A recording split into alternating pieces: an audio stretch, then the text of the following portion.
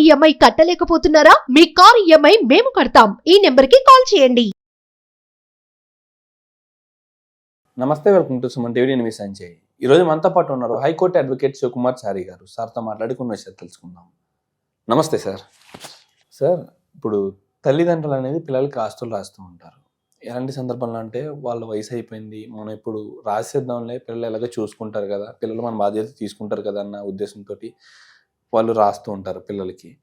అయితే వీళ్ళ పిల్లలు కూడా తల్లిపై బాధ్యత ఉంటుంది, తండ్రిపై బాధ్యత ఉంటుంది, కానీ కోడలు చెప్పిన మాటలు వినడం వల్ల సంథింగ్ వేరే వేరే ఫర్దర్ యాక్టివిటీస్ వల్ల వీళ్ళని ఆస్తి రాపించుకుంటారు, వాళ్ళ బాధ్యత తీసుకుండా రోడ్డు మీద వదిలేస్తూ ఉంటారు. అలాంటి సందర్భంలో తల్లిదండ్రులు పిల్లలపై ఎలాంటి యాక్షన్స్ తీసుకోవచ్చు అంటారు? ఎలాంటి కేసెస్ వర్తిస్తాయి అంటారు? దీంట్లో యాక్చువల్లీ మన చట్టం ఏం చెప్తుందంటే ఇట్లాంటి సంఘటనలు చాలా జరుగుతున్నాయి అని చెప్పేసి సీనియర్ సిటిజన్స్ యాక్ట్ 2007లో తీసుకొచ్చారు. ఓకే. సో ఇట్లాంటి ఎవరైతే ఆస్తులు తీసుకొని దాని తర్వాత వాళ్ళ పేరెంట్స్ని పట్టించుకోకపోవడం కానీ లేకపోతే ఇట్లాంటివి చేస్తే ఏం చేయాలని చెప్పేసి ఒక సీనియర్ సిటిజన్ యాక్ట్లో క్లియర్ కట్గా section 23 of senior citizen act 2007లో క్లియర్గా చెప్పారు. ఏదైతే వాళ్ళకి ఆస్తి ఇచ్చిరో దాన్ని రివోక్ చేసుకోవచ్చు అని చెప్పేసి ఏదైతే ప్రాపర్టీ ట్రాన్స్ఫర్ ఆఫ్ ప్రాపర్టీ జరిగిందో ఆ ఒక డాక్యుమెంట్ని వాయిడబుల్ డాక్యుమెంట్ కింద, వాయిడ్ డాక్యుమెంట్ కింద దాన్ని క్యాన్సిల్ చేయడం కానీ అట్లాంటి చట్టం ఈ యొక్క సీనియర్ సిటిజన్ యాక్ట్లో చెప్తా ఉంది. సో వాళ్ళ ప్రాపర్టీ ఏదైతే వాళ్ళ పిల్లలకి ఇచ్చి వాళ్ళ తర్వాత వాళ్ళు నెగ్లెక్ట్ చేసినా, వాళ్ళు చూడకపోయినా, మెడికల్ ఎక్స్పెన్సెస్ ఇవ్వకపోయినా, వాళ్ళ మెయింటెనెన్స్ చూడకపోయినా ఈ యొక్క యాక్ట్ అనేది సెక్షన్ 23 అనేది క్లియర్గా చెప్తుంది మళ్ళీ రివోక్ చేసుకోవచ్చు అని. వాళ్ళ మళ్ళీ ఆ ఆస్తి ఏదైతే ఇచ్చిన ఆస్తి ఏదైతే ఉందో అది మళ్ళీ తిరిగి ఈ పేరెంట్స్కే వస్తుంది. ఓకే. దీంట్లో ఏ కోర్టు అయినా సరే, లోకల్ జ్యూరిడిక్షన్లో ఉన్న కోర్టు కానీ, లేకపోతే డిస్ట్రిక్ట్ వెల్ఫేర్ ఆఫీసర్ కానీ, లేకపోతే డిస్ట్రిక్ట్ మన లీగల్ సర్వీస్ అథారిటీలో కానీ మనం కేసెస్ ఫైల్ చేసుకోవచ్చు. ఆర్డీఓ దగ్గర కూడా మనం ఫైల్ చేసుకోవచ్చు, డిస్ట్రిక్ట్ కలెక్టర్ దగ్గర కూడా మనం ఫైల్ చేసుకోవచ్చు. సో దీనికి ప్లెంటీ ఆఫ్ ఆప్షన్స్ అనేది మన చట్టం కల్పించింది సీనియర్ సిటిజన్ యాక్ట్. తర్వాత వాళ్ళు పిల్లల నుంచి మెయింటెనెన్స్ కూడా తీసుకోవచ్చు.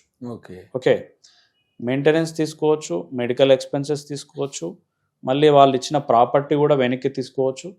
సో ఇట్లాంటి స్టేజ్లో వాళ్ళ ప్రాపర్టీ అనేది ఎక్కడ కూడా లాస్ కాదు.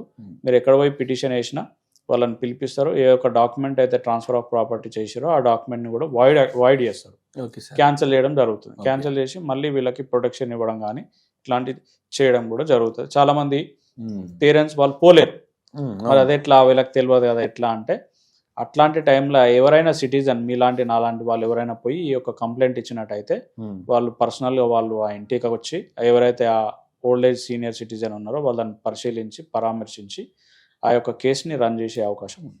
అండ్ ఇప్పుడు ఇలాంటి సందర్భంలో వాళ్ళు ఏమన్నా ప్రూఫ్ సబ్మిట్ చేయాలంటారా? ప్రూఫ్స్ అంటే ఇట్స్ నథింగ్ బట్ ఆ సెల్ డీడ్ ఉంది కదండి, సెల్ డీడ్, గిఫ్ట్ డీడ్ ఏదో ఉంటుంది కదా, వాళ్ళకి ట్రాన్స్ఫర్ ఆఫ్ ప్రాపర్టీ, వీళ్ళకి తండ్రి నుంచి పిల్లలకి ఇచ్చిన ఒక ప్రాపర్టీ డీడే ఉంటుంది కదా, ఆ డీడే పూర్తి ఎవిడెన్స్ అవుతుంది కదా. ఓకే. వాళ్ళు మేము మా కొడుకు పిల్లలు ఇట్లా చూసుకుంటారు కదా అని చెప్పేసి వాళ్ళ పేరు మీద చేసినామంటే దాని తర్వాత వాళ్ళు ఎవరు మమ్మల్ని పట్టించుకోవట్లేదు, మా మెడికల్ ఎక్స్పెన్సెస్ చూడట్లేదు, ఇట్లా అని చెప్పేసి వాళ్ళు ఒక కంప్లైంట్ ఇస్తే సరిపోతుంది. లేకపోతే వాళ్ళ తరఫున ఏ సిటిజన్ అయినా కూడా కంప్లైంట్ చేయవచ్చు. అది కోర్టు కానీ లేకపోతే డిస్ట్రిక్ట్ వెల్ఫేర్ ఆఫీసర్ కానీ వీళ్ళందరూ కూడా ఎంటర్టైన్ చేస్తారు. సరే సార్, ఇప్పుడు తల్లిదండ్రుల దగ్గర మనీ ఉండకపోవచ్చు, ఒక లాయర్ని పెట్టుకుని వాదించే అంత స్థితిలో లేకపోవచ్చు, వాళ్ళు ఆస్తులన్నీ రాసి ఇచ్చేస్తారు కాబట్టి, అలాంటి సందర్భంలో వాళ్ళు కేసు గవర్నమెంట్ సుమోటోగా తీసుకుంటుంది అంటారా, లేకపోతే ఎలాంటి జరుగుతుంటారు అంటారు? జనరల్లీ ఇట్లాంటివి జరుగుతున్నాయి, న్యాయం అందరికి దక్కాలని చెప్పేసి మన జ్యుడిషియరీ సిస్టమ్ అనేది లీగల్ సర్వీస్ అథారిటీ అనేది ఒకటి పెట్టిందండి. ఈ లీగల్ సర్వీస్ అథారిటీ యొక్క ఉద్దేశం ఏంటంటే, ఒక కామన్ మ్యాన్కి, డబ్బులు లేని వ్యక్తికి వాళ్ళకి న్యాయం ఎట్లా అందించాలి, వాళ్ళకి పర్సనల్లీ ఫ్రీ లీగల్ సర్వీస్ ఎలా అందించాలనే ఒక ఉద్దేశంతో ఈ లీగల్ సర్వీస్ అథారిటీ అనేది వాళ్ళకి ఎవరైతే పే చేయలేని సిచ్యువేషన్లో ఉన్న వాళ్ళకి వీళ్ళకి పర్సనల్గా అడ్వకేట్ని ప్రొవైడ్ చేసి వాళ్ళకి ఫ్రీ లీగల్ సర్వీస్ అనేది ప్రొవైడ్ చేయడం జరుగుతుంది. ఇది ఎవరైనా సరే, ఏ కేసులో అయినా సరే వీళ్ళు ఆ యొక్క లీగల్ సర్వీస్ అథారిటీని ఏ కోర్ట్, ఇప్పుడు సపోజ్ డిస్టిక్ ఉంటుంది, ఇప్పుడు మన హైదరాబాద్ డిస్టిక్ ఉంది, అయితే డిస్టిక్ ఒక లీగల్ సర్వీస్ అథారిటీ ఉంటుంది. ఆ లీగల్ సర్వీస్ అథారిటీ కనుక వీళ్ళు అప్రోచ్ అయ్యి ఒక అప్లికేషన్ కనుక పెట్టుకుంటే ఈ యొక్క అడ్వకేట్ని కానీ లీగల్ సర్వీస్ ప్రొవైడ్ చేయడం కానీ జరుగుతుంది.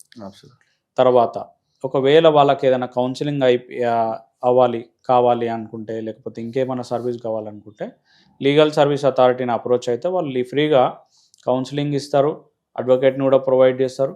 లేదు ఇక్కడ పోలేదు, కోర్టులో జడ్జి గారి దగ్గర అపియర్ అవుతున్నారు, జడ్జి గారికి నా దగ్గర డబ్బులు లేవండి, నాకు ఒక అడ్వకేట్ నేను పెట్టుకోలేని పరిస్థితి అంటే జడ్జి గారే refer to legal service authority అని చెప్పేసి ఎవరైతే ఆ లీగల్ అథారిటీకి ఒక లెటర్ రాస్తారు, ఈమెకి లీగల్ సర్వీస్ ఇవ్వండి అని చెప్పి జడ్జి గారే రాస్తారు. వాళ్ళకి లీగల్ సర్వీస్ అనేది ఫ్రీగా దొరుకుతుంది, వాళ్ళకి ఎటువంటి ఇబ్బంది లేదు. ఈ వీడియో ప్రతి ఒక్కరికి చాలా కోరుకుంటున్నాను సార్, ఎందుకంటే రోడ్డు మీద తల్లిదండ్రులను వదిలేసే ప్రతి పిల్లలకి ఇది ఒక పెద్ద హెచ్చరిక అని చెప్పాలి, ఒక హెచ్చరికగానే తీసుకోవాలి వాళ్ళు. And thank you sir, thank you very much. చాలా మంచి టాపిక్తో మా ముందుకు వచ్చారు. ఇలాంటి మరిన్ని టాపిక్స్తో మా ముందుకు వస్తారని కోరుకుంటున్నాను. నమస్తే. నమస్తే సార్.